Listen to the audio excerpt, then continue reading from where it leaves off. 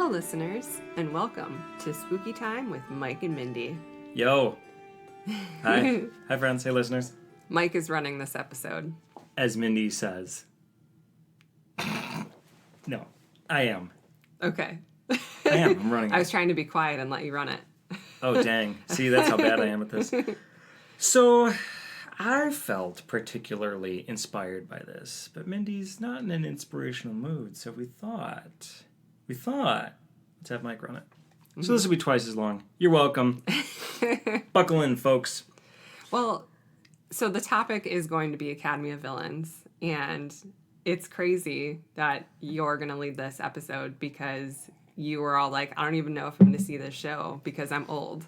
So, go ahead. Mm-hmm. Yeah, so this is about Academy of Villains Altered States from Halloween Horror Nights 2019, Universal Studios, Orlando. So, yeah, in our announcement podcast we did of the Academy of Villains, and all the scare zones and all that stuff. Oh, yeah, that was the big one, wasn't it? The big one.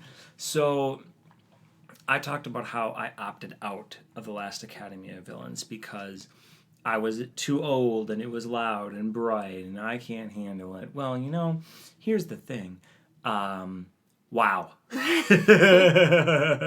Yeah, you've kind of always opted out of Academy of Villains because of the bright lights and how loud it is, and it's never really been your thing. It hasn't been my thing, but I think a part of that, though, is not drinking correctly, right? Okay. Right? Or, you know, because I think... Explain yourself. So, to explain myself with alcohol consumption, you got to understand, like, in a very humid climate, you got to keep water intake along with the alcohol consumption. Oh, humid. I thought you said human. Did I say that? No, you probably said humid. There were a lot of humans, and the humidity, both levels of humanity and humidity were quite high. But, no, so... Obviously, if you have a bit of like a headache from like, you know, drinking alcohol with not having enough water in a humid, hot environment, yeah, you're going to get a bit of a headache. So then you have sensitivity to light and sound. Yeah, that's what I was going through, friends. Because let me tell you something. Wow. Mm-hmm. I think I did have a quote to summarize up this experience in 2 words. Holy shit. Yeah. Have fun editing that one out. Yeah. Thanks. Yeah, you're welcome. So that was... if I remember. So, yeah. Yeah, that was literally... Those are my immediate thoughts at the conclusion of the show. So, I think... And I don't remember when we went.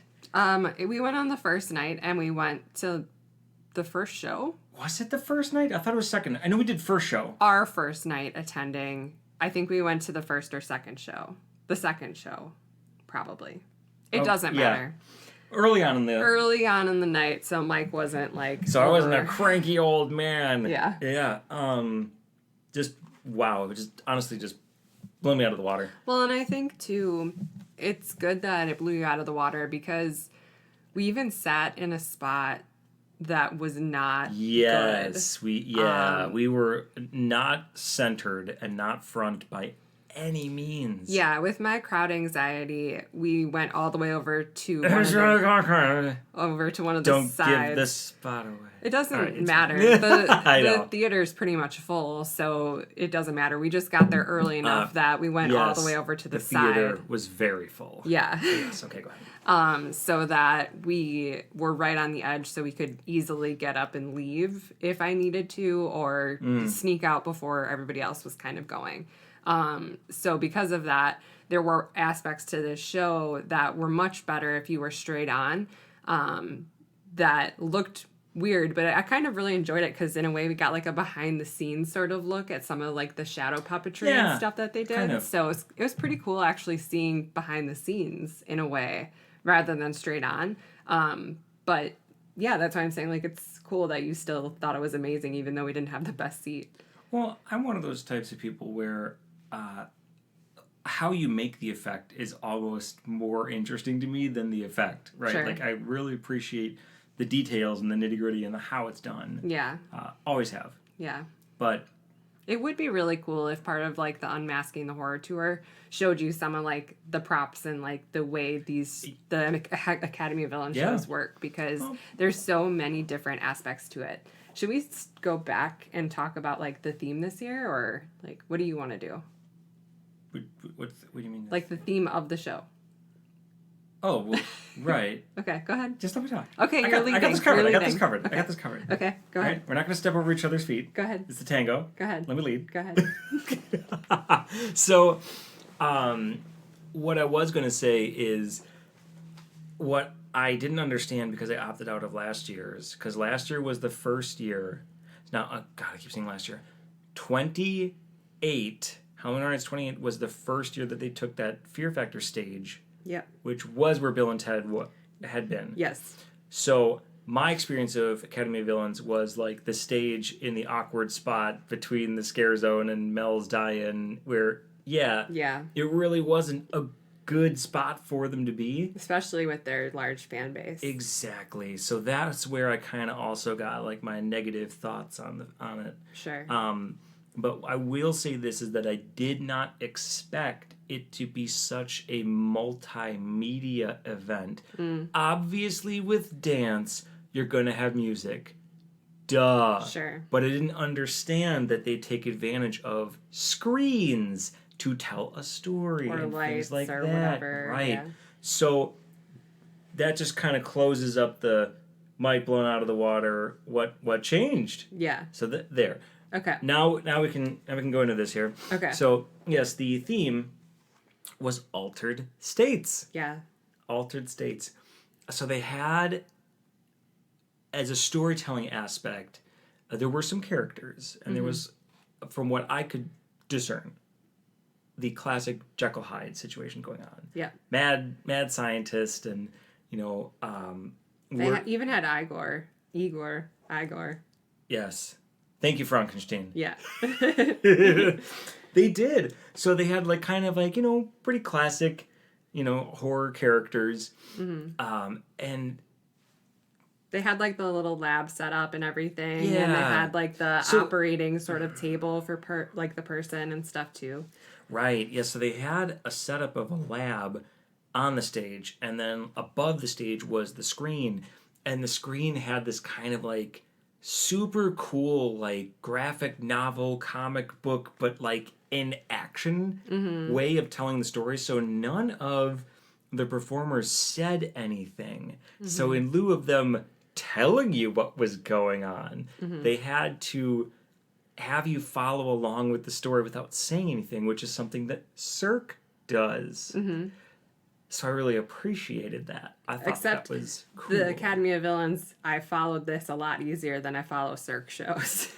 That's true. Cirque does seem to go for a bit more of like that emotional underlying humanity thing. Yeah. Academy of Villains definitely is like, we have a story. It makes sense. It's themed. Here it is. Yeah. Which is fine. Which I appreciate because I could follow it. Yes. And I'm not confused. You're not like drawing your own conclusions and then second guessing yourself. Yeah. No, so it was super awesome. I loved the way that they blended that multimedia experience to assist with telling the story. It wasn't distracting by any means. Like, no, I loved it. You knew exactly where you needed to be looking, right? The colors were amazing, like the lights, and then the colors that were used in like their graphic novel imagery on the screens and stuff all flowed together really well, and they were the kind of colors that like hype you up, but they're still like spooky hype.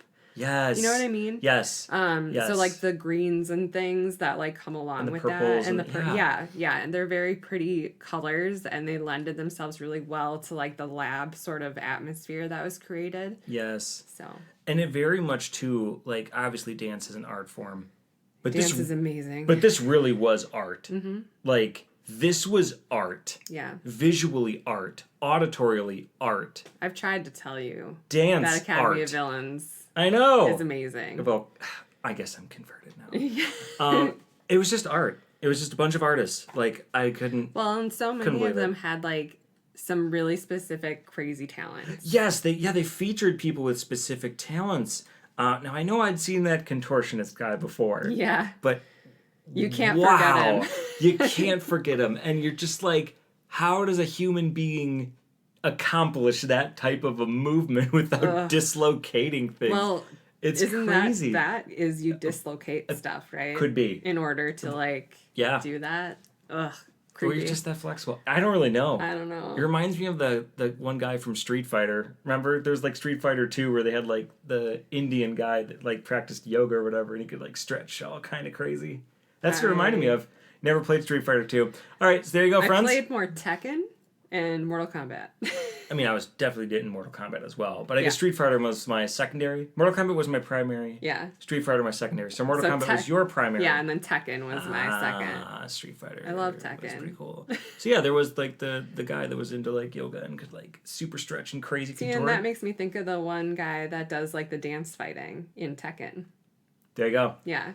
All right. So they took the two fictional characters, blended them into a live human being somehow. Sure. And created this man. That was there. Yes, that's exactly what happened. No, not at all. So that was of course mind blowing, and I'd seen him before on the stage. You know, I think on like HHN 26.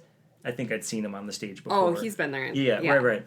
So it's still mind blowing every time you see it. Yeah. Geez, I wrote guy with ball. Oh my gosh, the guy with the ball. I loved him. Okay, You don't remember? Refresh my memory. It's been a while. He did the wrecking ball joke. Oh yes, but okay. Then, which more on that later. But yes, the Miley Cyrus song "Wrecking Ball." So, but he did like the really cool ball like arms and then throwing it. It was like kids with hacky sacks back in the day, but like this bigger, really type of ball. Yeah. That's it. Thank you.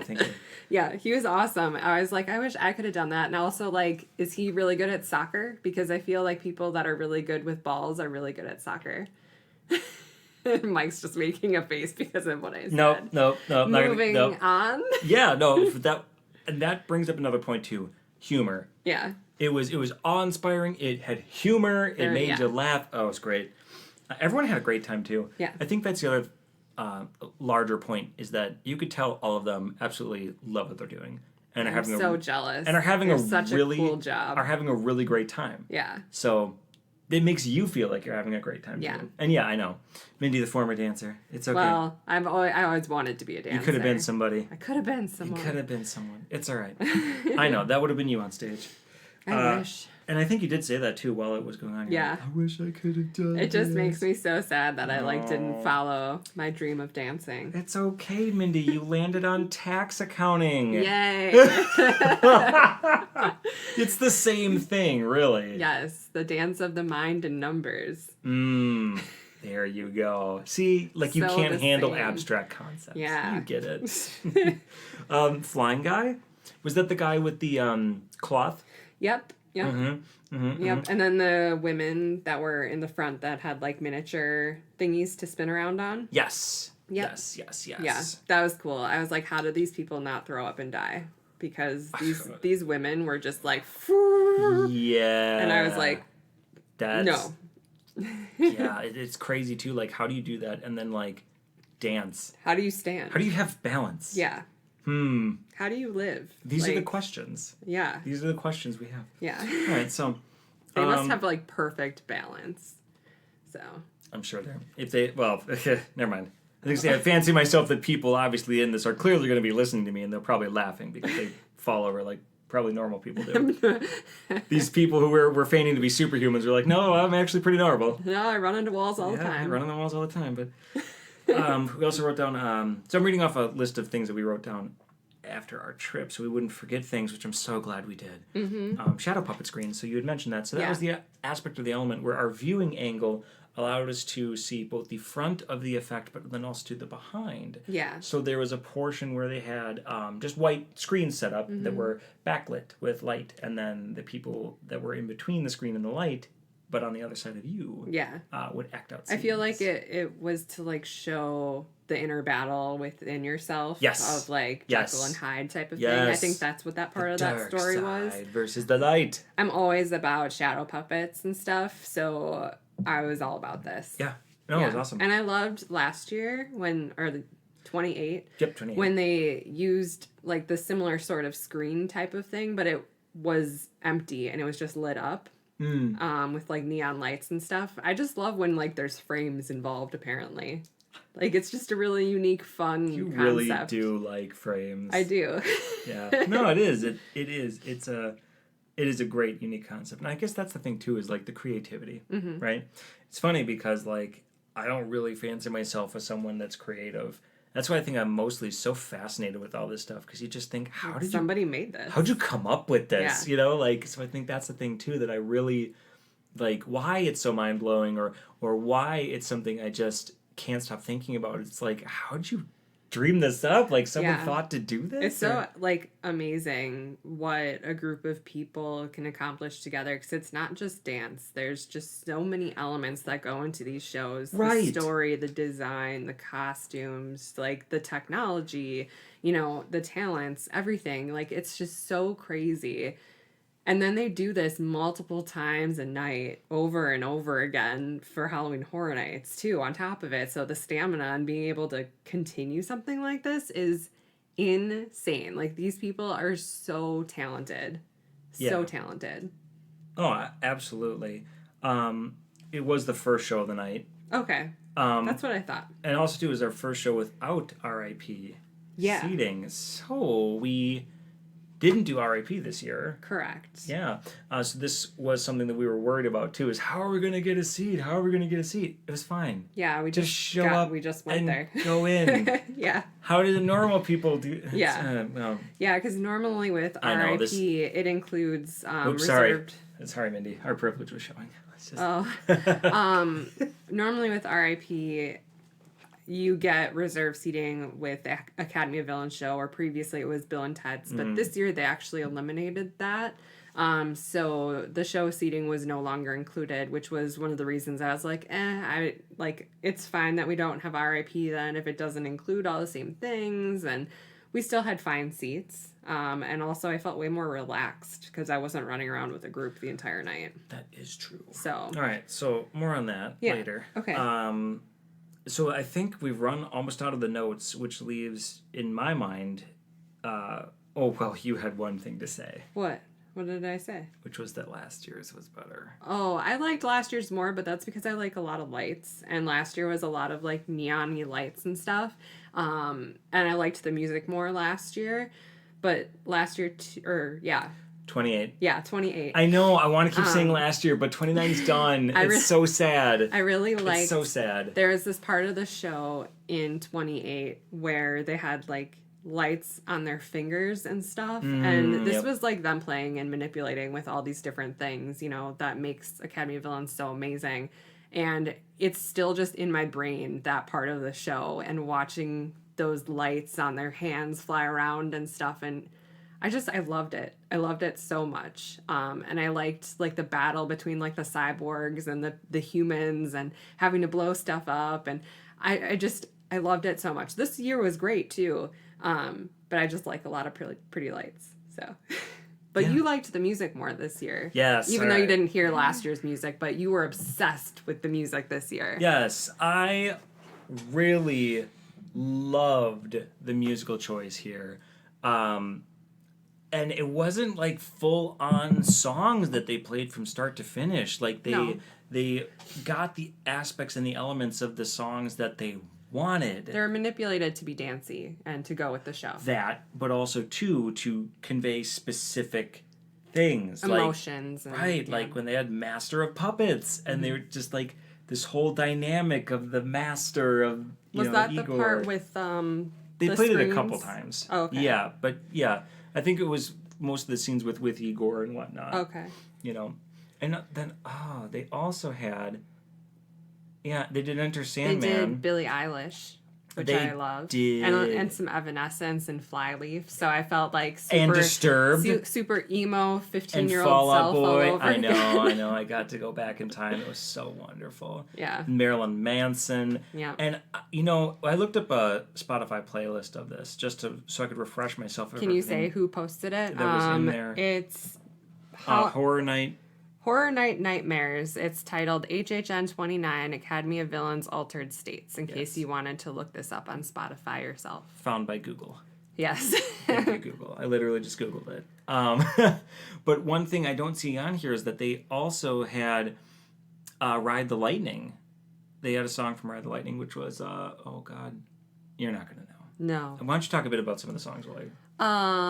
I already did. I recognized some music, and I was like... For Whom the Bell Tolls, that's okay. it.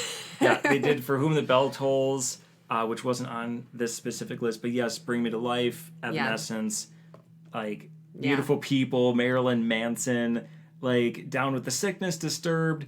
It's also, just such a good playlist. Yes, also, too, the one song, like, my friend Tony was, like, obsessed with this song and this band when it came out in 2006. And I honestly haven't heard it since then. But the second it started, I was like, oh my God. Yeah. She Wants Revenge, Tear You Apart. Uh-huh. I was like, oh my God, he used to listen to this constantly. Like, it's crazy. Yeah. The things like that would just, like... Be there in your mind. Like, it just was so mind-blowing. It's like there's always a piece of Tony with us when we go to horror nights. It's so true, especially, too, with Muse, because they did Nights of Sidonia, which, again, he was super into Muse. Around the same time frame, too. So, yeah, it's crazy. All those things that I think about. Yeah. And then not tell people that I thought about them. Yeah. And that's something I need to work on. I, like, think about these people, and I'm like, oh, yeah, them. And I'm like, oh, yeah. And then probably you do nothing been with like, that. hey, I thought about you. Yeah, probably. We can probably all work on that. Yeah, I need to work on that. All right, so, but yeah, Barry Friend, Billie Eilish, yeah, it was super cool. All of it was great. I thought all of it worked so well. It was a great blending of humor and multiple mediums of storytelling, and it was just great. I'm so glad we went. Yeah. I'm so glad we went. So that's about it. Hopefully they're there again next year, because we'll obviously go. It'll be for the 30th, right? So... Oh, that's a good point. It'll be for the 30th, and I think they have a very avid and rabid and ravenous following, right? Yeah. There will be a revolt. Well, and now there's a new person. It's you. And I'm one of them. No, yeah. No, but I think, though, that will be a challenge, won't it be? Because the big thing is people are, for the 30th, probably going to want Bill and Ted to come back. Or Jack, and, Right, have like a Jack show, right? So... We'll see. I mean, is the 30th going to be a full-on callback? Is it going to be a partial past, present, and future? Is it going to be a celebration of everything? Yeah, I hope it's a full-on celebration of, like, where it started to where it is now. Because, Academy of Villains has been around for a while now. Yeah. It's not like last year was their first year. Right. So... Yeah. We'll have to see if they go back. And, of course, they would have to want to do it as well. Right, of course. So... Yeah. All right, well... Do you have any final thoughts on the show, Academy of Villains in general? I'm glad that I just was like, hey, look, their show starts in 10 minutes. We're going to go. And we just did it. And it worked out perfect. And I think next year, if they're there again, we're obviously going to go see them. I loved it. I love dance stuff. And I think Academy of Villains is one of the best, most versatile groups that I've seen that, they just have so much going for them, and they use so many different types of media and stuff along with their dancing that it's not just like a dance show. Right. And I agree, and I will say I thought of something while you were talking, which is that a lot of like dance troupes or dance things from when I remember that it was like really big, like 7 or 8 years ago, they don't do gimmick, right? They don't do that one move that you're like, whoa, like. No, they've got They always try and do more than they've done before. And what I really appreciate about them is also something you just said, which is that it's not just about the dance. Like, yes, they're a dance group, but they're more than that. They're an artistic group. Their art is living, moving, breathing, and it includes music. It includes visual, effects, and on a screen or in front of you, playing with, light. So many props, so many things. Right. It's not just a bunch of people dancing. Even though it's also, too, exactly what it is. It's just a bunch of people dancing. So it's just...